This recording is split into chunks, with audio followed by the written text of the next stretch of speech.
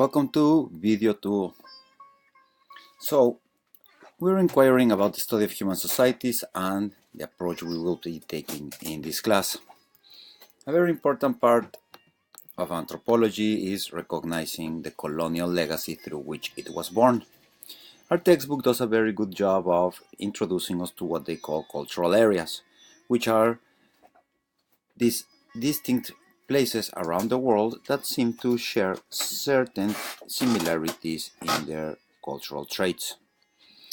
Now, I put this map of the early 1800s just to display a very important starting point of anthropology, and that is that this is the moment that we try to start professionalizing the field. Okay?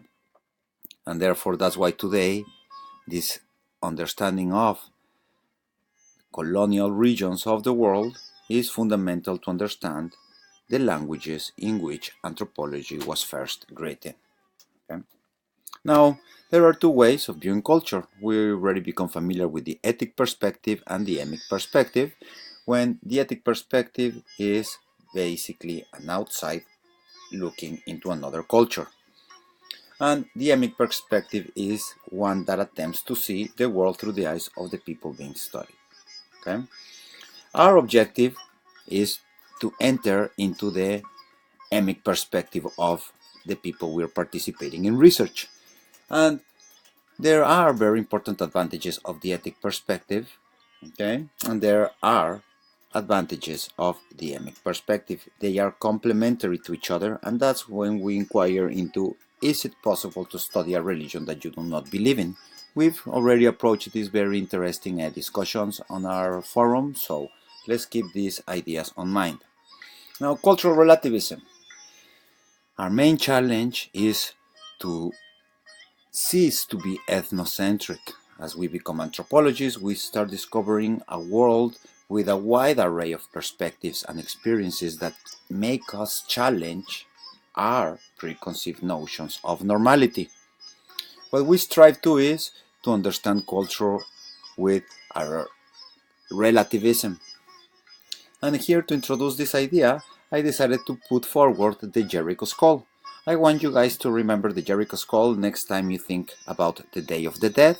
I want you to think about the Jericho Skull also when we make a cross-cultural comparison with the Fore peoples of Papua New Guinea and with other distinct groups whose ritual behavior we're going to try to trace back this to the tradition of the plaster skulls.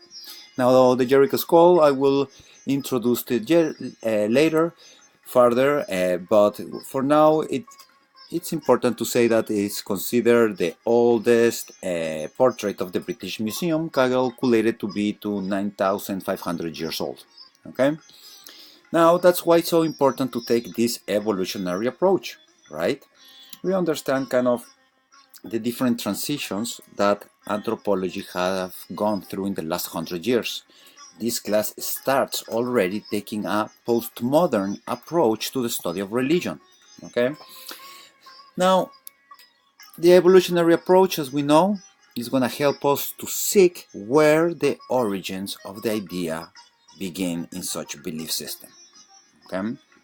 Now, the textbook also introduces us to the Marxist approach. It's very important to understand these different approaches as lenses that are going to enable us to make distinct interpretations of the societal phenomena that arouse out of belief systems. Okay?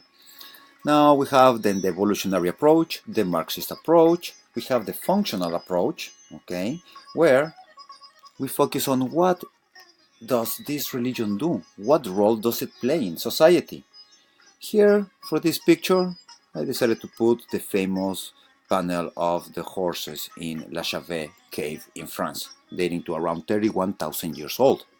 Now, so we have, going back a little bit, the evolutionary approach, the Marxist approach, the functional approach, and the biggest challenge, I would argue, is the interpretative approach, where the challenge is for the anthropologists to be able to discern the web of significance of the symbols that are employed in the system.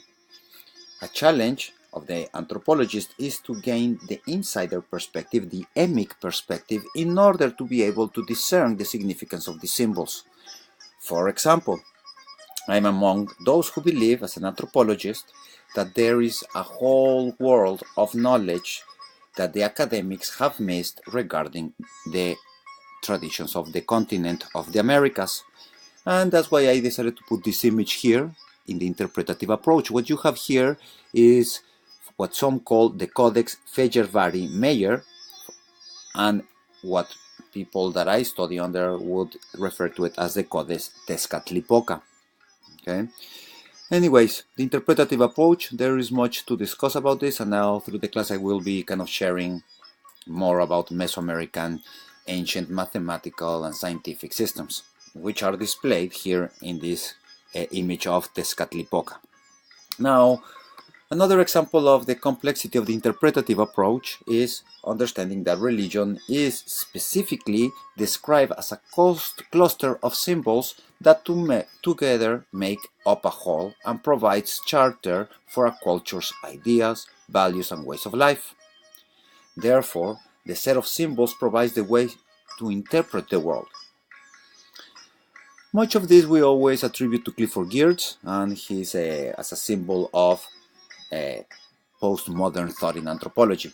Here in this picture I decided to put one of the examples of what people don't even agree on. These are the Kogi of Colombia that live in the hills of the mountains of Santa Marta, and it could well be argued that they were another group that has never been colonized. Now here, this Kogi man is standing in front of what could be, some say, a Kogi map or a cosmological map. Okay, very interesting.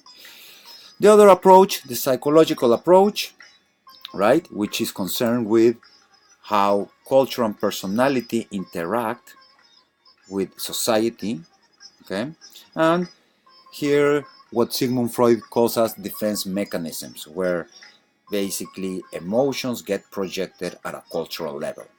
We'll be approaching this as we inquire into the analysis of the supernatural and the relationships of dreams. Now, the next approach would be the part of the evolutionary approach, and that's the biological basis of religious behavior. We'll discuss this in video number 3.